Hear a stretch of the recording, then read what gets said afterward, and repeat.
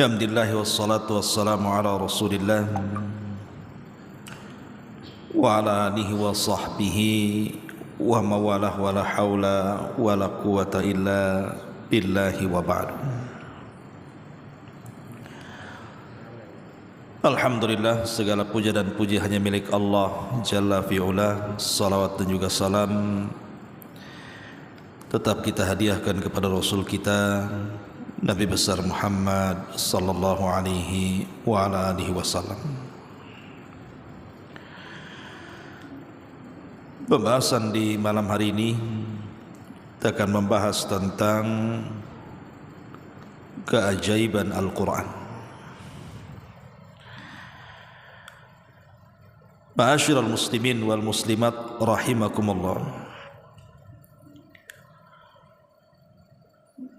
Kita tahu bahwa Al-Quran adalah kalamullah.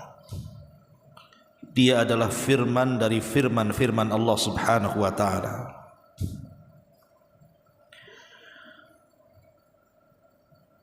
Artinya karena Al-Quran adalah firman Allah subhanahu wa ta'ala, berarti isi daripada Al-Quran itu semuanya adalah wahyu dari Allah subhanahu wa ta'ala. Dia bukan ucapan manusia. Makanya sejak diturunkan Al-Quran sampai hari ini, bahkan sampai kiamat, tidak ada yang sanggup untuk merangkai seperti rangkaian Al-Quran, walaupun satu surat sekalipun, apalagi 30 juz. Dan tantangan itu ada dalam Quran sendiri. Wa in kuntum fi raibim mimma nazzalna fa'tu bi suratin min mithli. Kalau kalian ragu, kata Allah subhanahu wa ta'ala, dengan apa yang kami turunkan kepada kalian, maksudnya Al-Quran, datangkan semisal Al-Quran walaupun satu surat. Dan kalian tidak bisa. Padahal di zaman itu, di zaman turunnya Al-Quran itu, posisi orang Arab itu mereka sedang gandrung-gandrungnya dengan syair, sehingga muncul para pujangga hebat di zaman itu. Tetapi sehebat-hebatnya pujangga Arab sekalipun tidak sanggup untuk merangkai seperti rangkaian Al-Quran. Ya, karena Quran adalah wahyu, bukan kalam manusia. Al-Quran ini memiliki pengaruh yang luar biasa, baik kepada manusia secara umum atau kepada kaum mukminin secara khusus, bahkan kepada binatang-binatang, gunung-gunung, langit-langit dan yang semacamnya. Pengaruh Quran itu luar biasa. Baik, kita akan contohkan beberapa kisah bagaimana pengaruh Al-Quran itu yang luar biasa. Dahulu di zaman Nabi SAW ada seorang sahabat, tentu ini peristiwanya sebelum dia masuk Islam, namanya Zubair ibnu Mut'im radhiyallahu anhu. Zubair ibn Mut'im ini sangat dendam dengan Nabi SAW karena banyak kerabatnya atau saudara-saudaranya meninggal dalam peperangan, dibunuh kaum muslimin, sehingga dia bertekad untuk menghabisi Nabi SAW dengan tangannya. Berangkatlah dia dari Mekah dengan pedangnya menuju Madinah dengan cara menyamar, dan berhasil masuk kota Madinah dan posisinya dekat dengan Nabi SAW. Lah saat itu Nabi SAW kebetulan sedang sholat maghrib, dan orang sholat tentu tidak bawa senjata, memungkinkan untuk diserang. Tetapi setelah kemudian dia mulai menarik pedangnya di tengah kegelapan sambil mengintai Nabi SAW yang sedang salat maghrib. Dia mencoba mendengar apa yang dilantunkan Rasul dalam salat maghrib itu. Rupanya Nabi SAW di dalam salat maghrib itu melantunkan surah Taha. Taha ma anzalna 'alaikal qur'ana litashqa illa tadhkiratan liman yahsha tanzilan mimman khalaqal arda was samawatil ula ar-rahman 'alal arsy istawa ila akhiril ayat, sampai kepada ayat di mana ayat itu mulai menyinggung berhala-berhala orang-orang musyrik yang disembah oleh kafir Quraisy. Am khuliqu min ghairi syai'in am humul khaliqun am khalaqus samawati wal ardi bal la yuqinun. Jadi Nabi SAW mulai membaca surah Taha. Dia mengatakan, Taha, kami tidak menurunkan Al-Quran kepadamu wahai Muhammad agar engkau merasa menjadi susah, melainkan sebagai peringatan bagi orang-orang yang takut kepada Allah, diturunkan dari Allah yang menciptakan langit dan bumi, yaitu yang maha pengasih, bersemayam di atas arasy-Nya.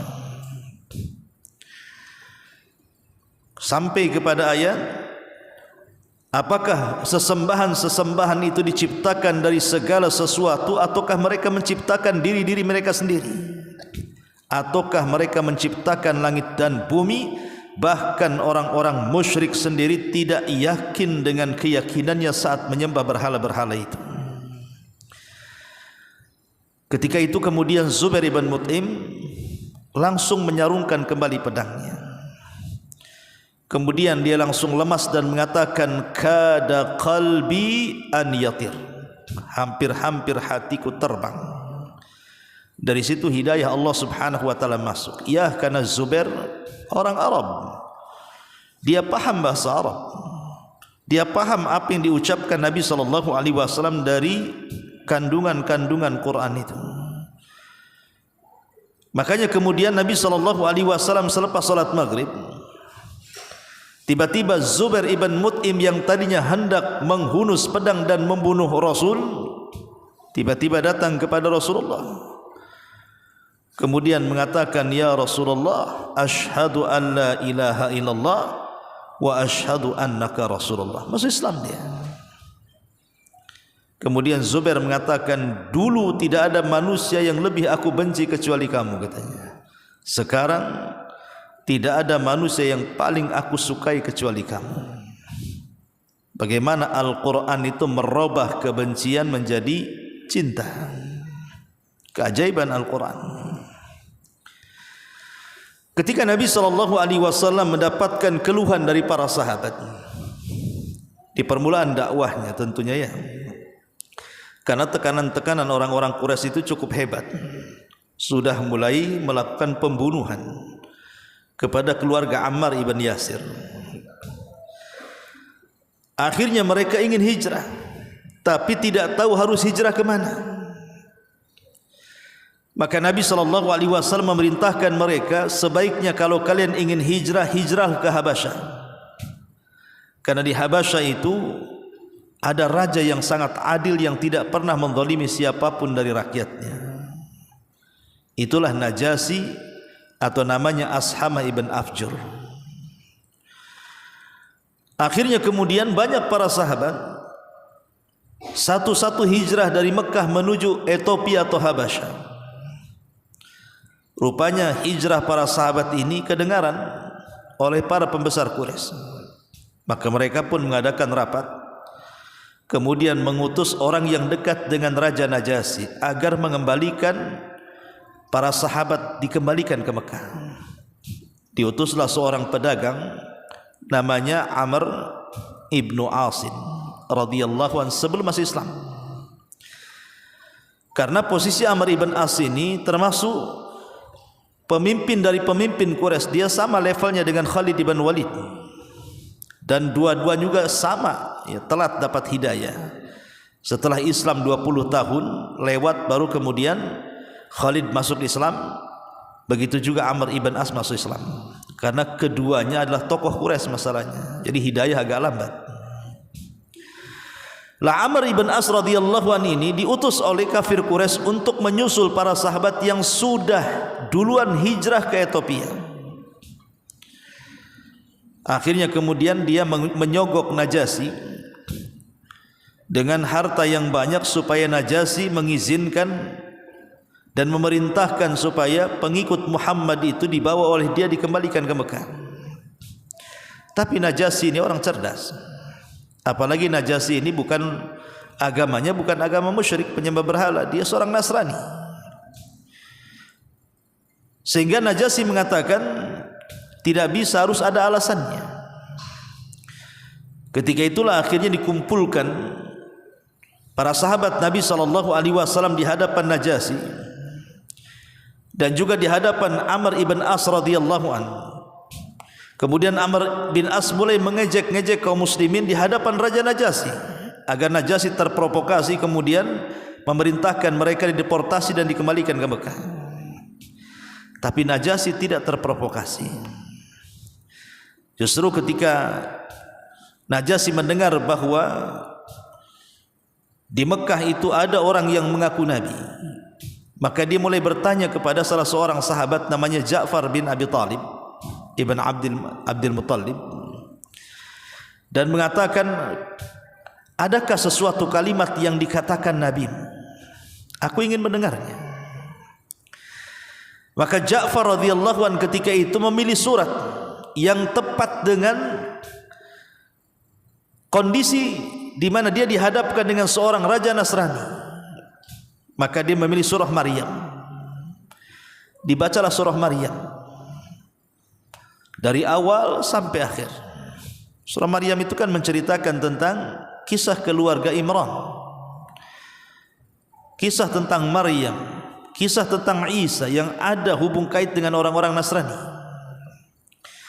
Lah ketika kemudian Ja'far membacakan surah Maryam dengan sangat merdunya, mulailah kemudian Najasyi menangis. Tanpa sadar dia menangis dan melelehkan air matanya sampai membasahi janggutnya. Dan orang-orang di sekitarnya pun ikut menangis, karena melihat Najasyi nangis, mereka pun ikut menangis. Akhirnya Najasyi pun mengembalikan hadiah dari Amr ibn As dan menyuruh pergi pulang kembali ke Mekah dan jangan mengganggu para sahabat yang ada di situ. Karena dia mendengar surah Maryam dibacakan, dia mengatakan, demi Allah, kalimat itu bersumber dari miskat yang sama yang diturunkan kepada Isa bin Maryam. Dia makanya belakangan kemudian Najasyi pun masuk Islam tanpa diketahui oleh kaumnya. Satu-satunya raja yang masuk Islam di zaman itu Najasyi itu, raja Ethiopia. Makanya kenapa orang-orang yang berkulit hitam, orang-orang Afrika dan yang semacamnya itu, mereka merasa bangga, terutama kaum muslimin, karena pernah ada raja mereka dalam sejarah yang masuk Islam, An-Najasyi. Dan itu pengaruh Quran, coba bayangkan. Padahal Ethiopia itu bahasanya bukan bahasa Arab, mereka tidak paham Arab, tapi Al-Quran itu mempengaruhi segalanya. Ma'asyiral muslimin yang dimuliakan Allah Subhanahu wa ta'ala, bahkan di zaman Nabi SAW, ketika orang-orang Quraisy itu sudah mentok,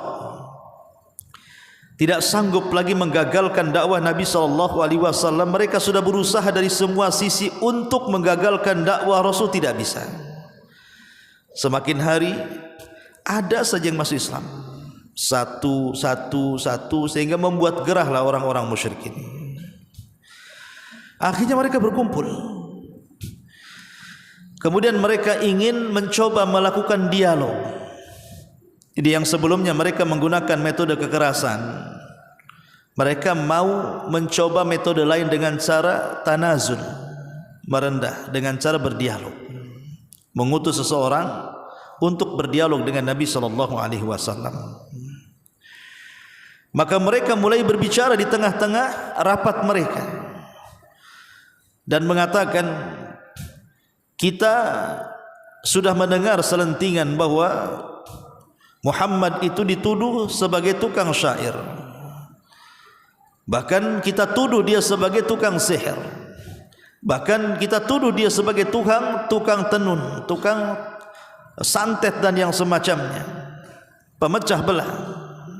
Cobalah di antara kita datang kepada beliau untuk berbicara baik-baik. Lah ketika itu akhirnya diutuslah Utbah ibn Rabi, kunyahnya Abu Al-Walid. Maka berangkatlah Abu Al-Walid ini menemui Nabi SAW, utusan dari pembesar Quraisy, menghadap Nabi SAW. Kemudian mulai berdialog dengan Nabi SAW,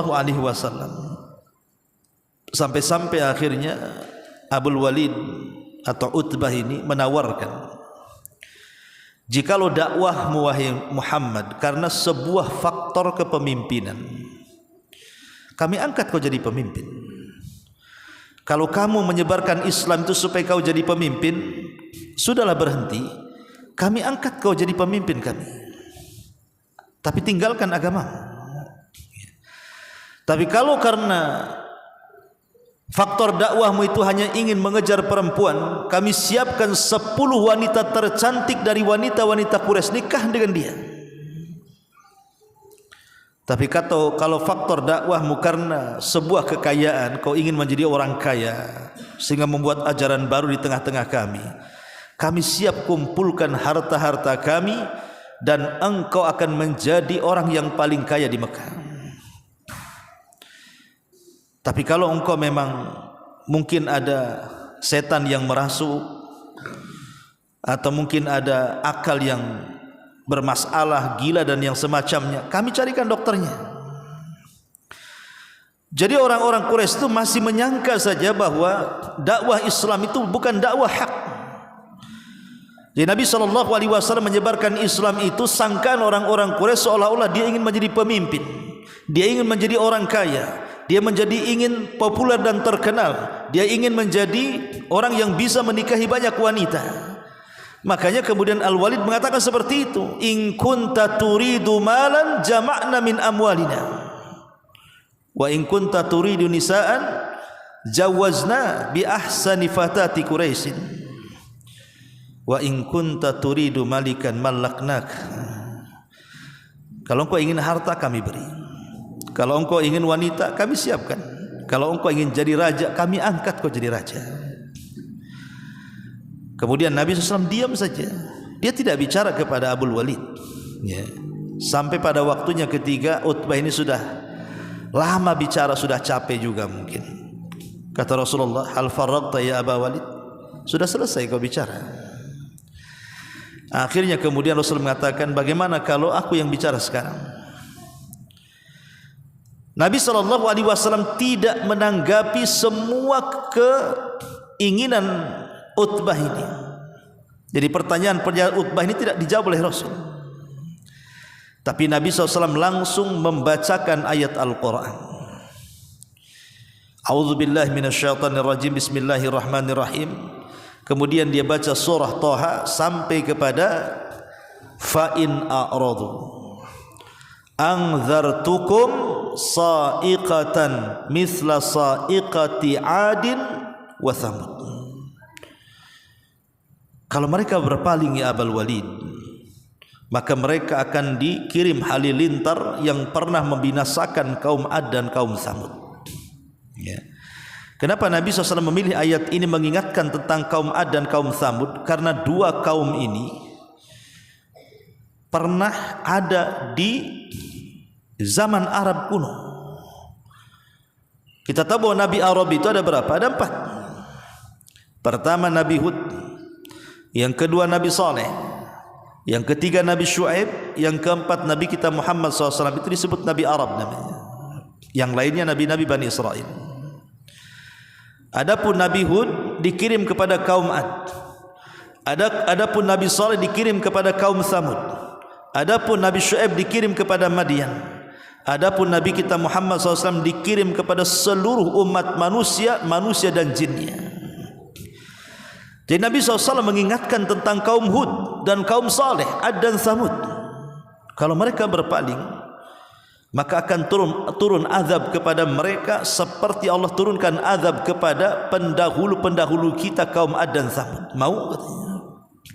Tiba-tiba Utbah ini gemetar, kemudian menutup dalam riwayat disebutkan dalam kitab Dalailun Nubuwah itu, sampai karena ketakutannya Abul Walid atau Utbah ini sampai menutup lisan Rasul, membekap seperti ini. Sudah, hasbuka ya Muhammad, cukup, saking ketakutannya. Ya. Kemudian setelah itu dia pergi. Setelah pergi dia kumpulkan para pembesar. Para pembesar Quraisy heran dan mengatakan, ya Aba Walid, muka pulangmu tidak seperti muka pergimu, katanya. Muka perginya kayak yakin dia akan bisa merayu Nabi, tapi pulangnya lunglai seolah-olah kalah perang. Kemudian dia mengatakan, demi Allah, kata Abul Walid ini, aku sudah berdialog dengan Muhammad. Kalau kalian katakan dia perangkai syair, ucapannya bukan syair, dia lebih di atas syair. Kalau kalian katakan dia kahin, dukun, tidak ada dukun yang seperti itu mantra-mantranya. Pokoknya kemudian tiba-tiba dia membela Nabi SAW. Coba bayangkan. Itulah pengaruh Al-Quranul Karim, bisa membolak-balik hati manusia. Yang tadinya datang semangat akan merayu Nabi SAW supaya menghentikan dakwahnya, pulang pula kayak kalah judi kan gitu, kalah telak gitu. Tidak bisa apa-apa. Itulah pengaruh Quran, ikhwan. Ma'asyiral muslimin yang dimuliakan Allah Azza wa Jalla. Bahkan lebih daripada itu, saat Nabi SAW pulang dari Taif, 10 hari di Taif. Bayangkan Taif, dari Mekah ke Taif itu jauhnya 60 mil. Jalan kaki Nabi SAW 60 mil. Jauh 60 mil itu, ikhwan.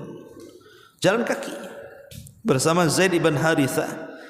Dia mencoba peruntukannya berdakwah di kota Taif, karena Mekah sudah tidak bisa didakwahi. Berangkat dia ke Taif, 10 hari dia di Taif. Dia masuk dari kabilah 1 ke kabilah 2, dari kabilah 2 ke kabilah 3, dan begitu hampir semua kabilah di Taif didatangi Rasul, meminta agar mereka mau melindungi Nabi dan mau bekerja sama dalam menyebarkan dakwah Nabi. Tapi tidak ada satupun kabilah yang membela Nabi. Justru mereka menyakiti Rasul dengan melempari batu. Terpaksalah Rasul harus lari 3 mil, bayangkan. Dikejar. Mau balik ke Mekah tidak bisa karena diancam dibunuh. Akhirnya kemudian sembunyi di bukit, sembunyi di hutan kurma, di kebun kurmanya milik Utbah ibn Rabi'ah. Lah kemudian Nabi SAW beberapa hari tinggal di dalam kebun kurma itu, sampai satu hari ketika Nabi SAW sedang sholat subuh, sholat fajar. Rupanya ada dari kalangan jin Nasibah. Nasibah itu jin berasal dari kabilah Nasibah Yaman. Ada sekitar 7 atau 8 jin itu nyasar ke tempat situ. Tiba-tiba kemudian segerombolan jin ini, sekelompok jin ini mendengar Nabi SAW sedang membaca Al-Quran pada sholat subuh, sholat fajar. Maka mereka mendengarkan dengan seksama apa yang dibaca orang itu. Jin-jin ini tertarik, mulai mendekat, kemudian serius mendengarkan sampai Nabi SAW selesai sholat. Entah apa yang merasuki para jin ini, tiba-tiba hidayah masuk ke hati-hati para jin ini, dan mereka pun beriman kepada Allah Subhanahu wa ta'ala dan masuk Islam. Makanya kemudian kisah ini dikisahkan dalam surah jin, turun surah jin kala itu. Karena kan Nabi SAW tidak tahu di sekitarnya ada jin yang masuk Islam. Jin itu perkara gaib, tidak bisa dilihat. Mereka melihat kita, kita tak bisa melihat mereka. Termasuk Rasul pun tak bisa melihat mereka. Tapi kenapa Nabi SAW tahu bahwa ada jin yang datang dari Yaman kemudian masuk Islam setelah mendengarkan Quran? Karena Allah yang mewahyukan kepada Rasul, turun surah jin, qul uhiya ilayya annahu istama'a nafarun minal jinni faqalu inna sami'na qur'anan ajaba. Turun ayat Al-Quran menjelaskan bahwa ada nafar sekelompok jin ini datang mendengarkan ayat-ayat yang dibacakan Rasul. Tiba-tiba dia mengatakan, inna sami'na qur'anan ajaba, kami mendengar bacaan yang menakjubkan. Ini bacaan apa ini? Yahdi ila rusyd, yang merintahkan kepada hidayah. Fa'aman, nabi kami pun beriman akhirnya. Ketika penduduk Taif menolak dakwah Nabi SAW, Allah gantikan dengan makhluk lain dari kalangan jin yang masuk Islam, yang hanya sekali mendengar langsung masuk Islam. Itulah para sahabat dari kalangan jin yang pertama yang masuk Islam, jin-jin nasibah ini. Dari jin-jin inilah kemudian mereka pulang ke Yaman mendakwahkan Islam, ribuan jin masuk Islam. Sampai disebutkan dalam beberapa riwayat Rasul sudah 4 kali mendakwai mereka itu. Ya tentu Rasul tidak tahu, Jibril yang memberitahu bahwa jin-jin itu sudah menunggu di tanah lapang. Oh, datang kepada mereka, berdakwalah kepada mereka. Seperti diriwayatkan oleh Aisyah radhiyallahu anha, ketika Rasul hilang di sisinya pada giliran malamnya, rupanya Rasul keluar kemudian sedang berceramah. Enggak ada orang, tapi dia sedang berceramah. Rupa yang diceramahi adalah kaum jin. Ya tentu berdasarkan wahyu. Jangan antum praktekkan di tanah lapang, antum ceramah sendiri di situ. Pain antum di situ ceramah, lagi ceramahi jin gitu ya. Jin apa? Jin tomang atau jin mana? Rasul itu tahu di situ banyak jin karena ada wahyu yang memberitahu. Ya, tapi di sini syahidnya apa? Lihat keajaiban Al-Quran bisa meluluhkan hati dari kalangan jin. Satu-satunya nabi dari Adam sampai yang terakhir Rasulullah, hanya nabilah yang diutus kepada manusia dan jin. Ma'asyiral muslimin yang dimuliakan Allah Subhanahu wa taala, dan banyaklah kisah-kisah tentang keajaiban Al-Quran dan pengaruh-pengaruhnya ini. Yang ingin saya katakan adalah ketika kita membaca Al-Quran pada hari ini, terkadang seolah-olah Al-Quran itu tidak ada pengaruh kepada kita. Kenapa? Padahal dulu Al-Quran itu mempengaruhi luar biasa. Lihat bagaimana Nabi SAW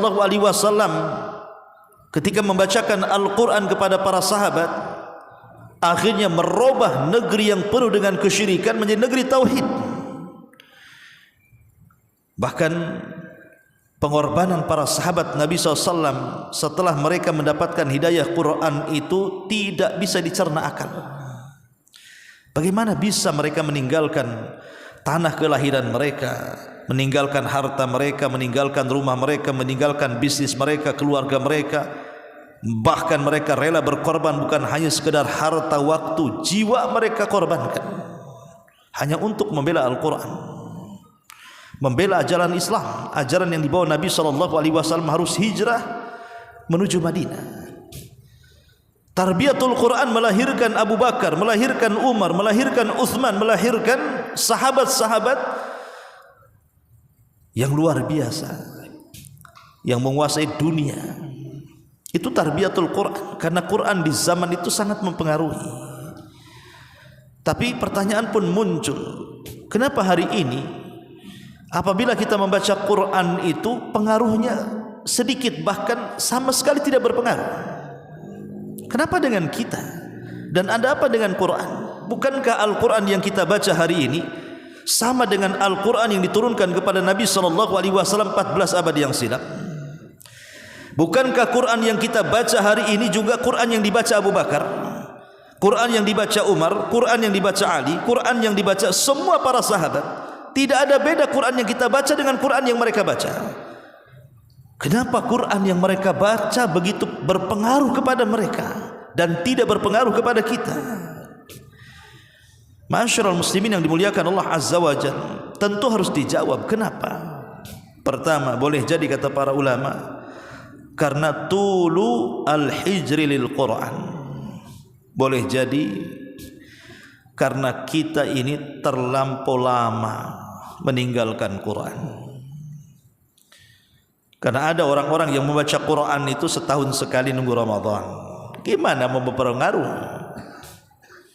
Baca Qurannya saja setahun sekali kalau bulan Ramadan. Itu pun tidak dihatamkan. Kadang-kadang kayak puasa Daud, kadang-kadang baca, kadang-kadang enggak. Padahal sudah nunggu 1 tahun. Bayangkan, bulan yang di situ diturunkan Quran tidak membaca Quran, kan aneh.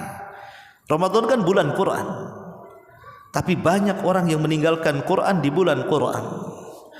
Kalau di bulan Ramadan saja orang balas membaca Quran, macam mana di bulan-bulan yang lainnya? Lah, inilah alasannya kenapa Al-Quran tidak banyak mempengaruhi kita itu, karena kita terlampau lama meninggalkan Quran. Ya mungkin kalau antum yang di pesantren, alhamdulillah mungkin tiap hari bisa baca Quran. Tapi masyarakat awam sana, ketika menikah, maharnya seperangkat alat salat dan sebuah mushaf Al-Quran. Mantap tidak itu? Mantap. Maksudnya seperangkat alat sholat supaya habis nikah sholat, habis nikah banyak baca Quran, kan begitu. Tapi tidak, habis nikah apa? Qurannya ada di etalase, tidak pernah keluar 10 tahun masih bagus saja, nggak ada lecet-lecetnya. Ya boleh nggak pernah dibaca, gimana pula? Kalau zaman dulu kita, mungkin antum yang usianya sekarang sudah 40 mungkin pernah mengalami di masa-masa kecil kita ini di desa-desa itu, hampir tidak ada Quran yang bagus kan. Mesti ada yang lecet Quran itu, hilang halamannya, robek separoh, hilang covernya, hilang, bingung kadang-kadang. Yang di sini hilang depannya, yang di situ hilang belakangnya, yang satu hilang tengahnya, kan begitu. Itu zaman dulu kan, sampai dikumpulkan dibakar gitu kan, supaya jangan keinjak gitu. Karena mungkin di zaman itu memang orang rajin membaca Quran kan itu. Sekarang hampir saya tidak mendapati ada Quran robek di masjid-masjid itu, karena di etalase, celakanya pula dikunci pula etalasenya. Mau baca pula susah, dikunci, gimana pula? Nunggu sholat baru dibuka. Karena kita khawatir, jangan-jangan lama-lama bukan kotak infak saja yang hilang, lama-lama mushaf lah hilang dijual. Kan sekarang ini kan aneh orang-orang itu.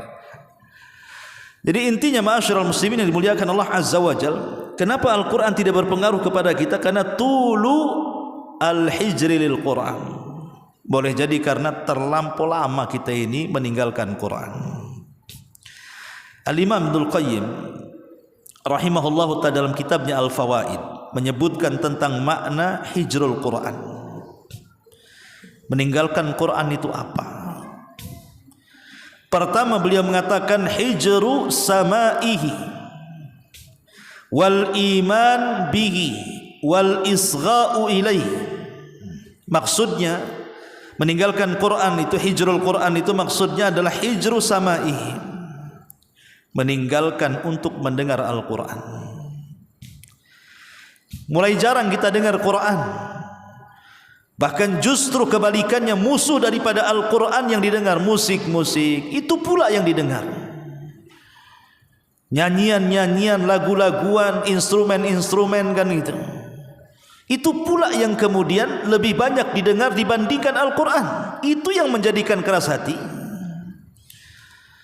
Padahal musik dengan Al-Quran itu sesuatu yang tidak bisa digabungkan. Itu barat timur, ikhwan. Orang kalau cinta musik pasti benci Quran. Tapi kalau orang cinta Quran, dia akan benci musik. Tidak mungkin dalam satu waktu antum dengar Quran dan dengar musik. Makanya kita lihat orang-orang yang dulunya pencinta Al-Quran, mendengar Al-Quran, kemudian dia futur suka dengan musik, maka dia akan jenuh mendengar Quran. Mungkin boleh jadi mendengar Quran itu seayat 2 ayat udah selesai. Tapi kalau dia mendengar lagu bisa berjam-jam dia. Bahkan yang lebih hebat, pengaruh lagu setan ini bisa pula menggetarkan hatinya, meneteskan air matanya. Kenapa sedih anda ini ketika mendengar lagu? Aduh, itu mengenang saat-saat percintaan saya dulu katanya. Ingatkan, nostalgia dengan lagu itu. Loh, kok bisa mendengarkan Quran tidak bisa meneteskan air mata, mendengarkan lagu kok bisa? Bisa pula dia meneteskan air mata. Dulu saya masih kecil itu, orang-orang dulu, anak-anak remaja di atas saya itu mereka suka mendengar instrumen namanya instrumen kitaro. Ada dulu itu instrumen kitaro tuh. Itu biasanya di setel kalau orang susah tidur, ya biasanya di setelkan tuh instrumen kitaro tuh, dari Jepang tuh. Bisa tidur dia. Tapi kalau di setelkan Quran tak tidur-tidur pula dia. Ya Allah ya Rabb, kok bisa aja bayang. Lah itulah hijrul Quran namanya. Ketika dia sudah malas mendengar, itu hijrul Quran namanya. Tidak akan berpengaruh Quran sama sekali ke dalam hatinya. Yang kedua, wal imanu bi, meninggalkan beriman, mulai tidak yakin dengan Quran. Ataupun wal isra ilaih, mulai tidak memperhatikan kepada Quran. Ini yang pertama kata Al-Imam Ibnul Qayyim. Yang kedua, hijrul Quran adalah hijrul amali bi, meninggalkan, mengamalkan isi daripada Quran. Sudah tidak mengindahkan lagi yang dihalalkan Quran, yang diharamkan Quran, yang diperintahkan Quran, yang dilarang Quran. Enggak peduli lagi. Main tabrak sana tabrak sini. Quran mengatakan aqimus shalah, tegakkan salat, tak mau salat. Quran mengatakan wala taqrabuz zina, jangan dekat zina, zina pula dia. Bukannya mulai dia melanggar isi Quran. Kenapa di sini Quran tidak berpengaruh? Ya, karena kita sudah mulai meninggalkan amal. Yang ketiga kata Imam Ibnul Qayyim, hijru tahkimihi wa tahakum ilaihi fi usuliddin wa furu'ihi. Mulai meninggalkan Al-Quran itu sebagai hakim, pemutus, sebagai undang-undang, mulai ditinggalkan. Kayaknya undang-undang Quran tidak cocok nih kayaknya. Kayaknya cocok undang-undang dari barat, lebih moderat katanya, lebih modern, lebih demokrasi dan begitu seterusnya. Ini kalau seandainya kita pakai Quran ini kolot kali ini katanya, balik ke zaman unta macam-macam. Ya. Nah inilah diantara hijrul Quran. Kemudian yang keempat, hijru tadabburihi wa tafahumihi wa ma'rifati ma aradal mutakallimu bihi minhu. Mulai tidak senang untuk tadabbur, memikirkan, memahami, merenungkan, mempelajari tafsirnya, malas. Dan yang terakhir kata Imam Ibnul Qayyim, hijrul al-istishfa'i wat tadawi bihi. Mulai meninggalkan Al-Quran ini tidak lagi dijadikan obat. Tidak yakin dengan Quran kalau Quran itu obat. Dia lebih yakin kepada selain daripada Al-Quran. Padahal Quran itu bukan hanya obat ruhani saja, jasmani juga bisa diobati dengan Quran sebenarnya. Ketika kemudian Al-Quran sudah mulai ditinggalkan dari segi 5 perkara ini, kata Imam Ibnul Qayyim, inilah yang disebut dengan hijrul Quran. Hijrul Quran ini penyebab utama kenapa Al-Quran tidak berpengaruh dalam kehidupan kita. Ini yang pertama, hijrul Al-Quran. Yang kedua kata para ulama, kenapa Al-Quran itu tidak lagi berpengaruh dalam kehidupan kita? Maradul qalbi wa kiswatuhu wa qaswatuhu. Maradul qalbi wa qaswatuhu, sakit hatinya, keras hatinya. Dan yang menyebabkan sakit hati atau hati yang sakit dan keras itu adalah maksiat. Karena terlampau banyak maksiat yang kita lakukan. Bukankah Rasul yang mengatakan apabila kita melakukan satu maksiat, Allah letakkan satu titik hitam di hatinya. 2 kali maksiat, 2 kali titik hitam. 100 maksiat, 100 titik hitam. Akhirnya hati pun menjadi hitam kelam. Terjadilah ran, sebagaimana Allah mengatakan kallabal rana ala qulubihim. Terjadi ran. Ran itu penutup yang menghalangi antara hati dengan hidayah. Sehingga akhirnya hatinya jadi sakit, hatinya jadi keras. Itu yang menjadikan kenapa Al-Quran itu tidak berpengaruh dalam kehidupan kita. Terlampau banyak maksiat yang kita lakukan, yang menjadikan kerasnya hati dan sakitnya jiwa. Kemudian yang ketiga, kenapa Quran tidak berpengaruh juga adalah al-ghaflatu wal inshighalu bil mulhiyati, lalai dan tersibukkan dengan perkara-perkara yang tidak ada faedahnya, perkara main-main. Ya, memang perkara itu mubah, tetapi ketika kemudian perkara itu sangat disukainya, mulai mereka meninggalkan Quran. Seperti orang hobi sepak bola gitu ya, atau hobi mancing, atau hobi jalan, atau hobi daki gunung, atau hobi macam-macam lah hobi itu. Itu kan perkara mubah-mubah saja kan. Tapi ketika terlampau dicintai hobi-hobi itu, maka mereka mulai meninggalkan Quran. Apalagi kemudian permainan-permainan yang melalaikan, yang bersifat maksiat di situ, judol, judi online apa-apa gitu kan, dan yang semacamnya, lebih lagi melalaikan Quran. Kemudian yang keempat, adamu al-ihtimam bitafsir. Tidak ada keinginan untuk tahu isi Quran itu apa. Jadi kiranya cukuplah kita baca selesai, tidak. Padahal ulama mengatakan apa? Fahmul hudud khairun min fahmil huruf. Ini kaidah ya.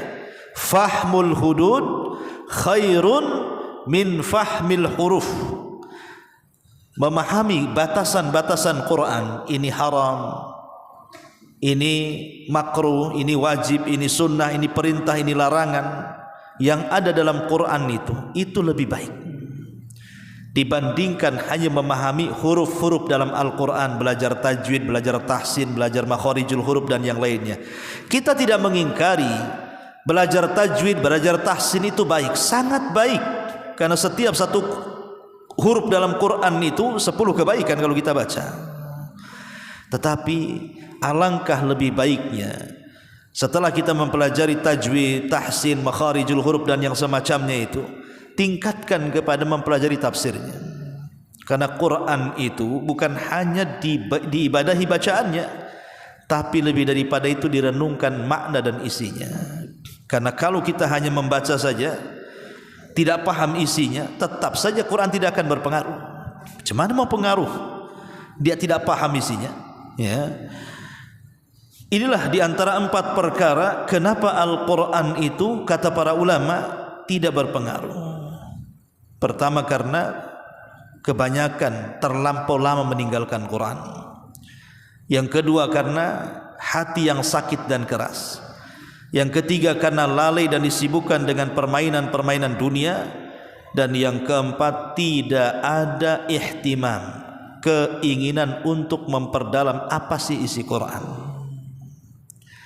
Ma'asyiral muslimin yang dimuliakan Allah Azza wa Jalla, sekarang bagaimana kebalikannya supaya Al-Quran itu berpengaruh? Kebalikan daripada pembahasan pertama. Yang pertama, hudurul qalbi inda qiraatil Quran. Cobalah hadirkan hati saat membaca Quran. Hadirkan hati saat membaca Al-Quran. Kata Utsman ibn Affan radhiyallahu anhu, dia mengatakan apa? Dia mengatakan, idza tahurat qulubukum ma sabitum an kalami rabbikum. Kata Utsman ibn Affan, kalau seandainya hati-hati kalian bersih, maka kalian tidak akan pernah kenyang untuk terus membaca kalam-kalam Rabb kalian. Artinya membaca Quran. Kalau hati kita bersih, pasti kita akan melantunkan Quran terus. Makanya Utsman itu dikenal tidak pernah meninggalkan Quran. Bahkan dia pernah dalam 1 rakaat witir dihabiskan 30 juz. Utsman bin Affan ini, bayangkan 1 rakaat 30 juz. Gimana caranya? Luar biasa kan? Karena Utsman itu sangat mencintai Quran. Wajar kalau dia mengatakan apa? Kalau seandainya hati-hati kalian bersih, kalian tidak akan kenyang dengan kalam Rabb kalian, Al-Quran ini.